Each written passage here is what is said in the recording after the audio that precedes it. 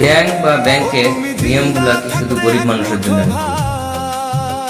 কারণ আজকে এই ভিডিওটা দেখে এমন একটা অনুভব হলো যে যত অত্যাচার শুধু গরিব মানুষের জন্য, আর ব্যাংকের যত নিয়ম কানুন শুধু গরিব মানুষের জন্য। কারণ একজন ধনী মানুষের একটা ব্যাংকের অ্যাকাউন্ট খুলতে গেলে তার কোনো শিকায়ত লাগে না, তার কোনো কিছু লাগে না। তারা যাওয়ার সাথে সাথে মানে হয়তো টাকা যদি ডিপোজিট করে, হয়তো টাকা যদি উঠাতে কোনো থাকে, তাদেরকে সাথে সাথে টাকা দেওয়া হয়। আর একজন গরিব মানুষ গেলে তাকে অনেক ধরনের নিয়ম কানুন দেখায়।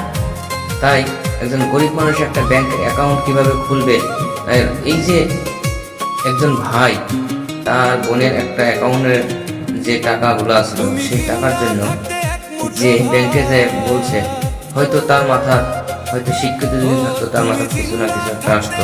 তাই আমি বলি যে এই ধরনের ব্যাংকের নিয়ম কানুনগুলা সরকারের কাছে একটা আবেদন করি যে ব্যাংকের নিয়ম কানুনগুলা গরিবদের জন্য কি আছে, আর একজন গরিব লোকে তারা কিভাবে একটা ব্যাংকে অ্যাকাউন্ট খুলবে, টাকা জমা করবে। তাই আমি বলছি ভাই যে এই ধরনের ব্যাংকগুলো আমার মতে আর কি বন্ধ হওয়ার দরকার। আপনি কি বলেন? যদি ভিডিওটা ভালো লাগে একটা শেয়ার দিয়ে আমাদের সাথে থাকবেন।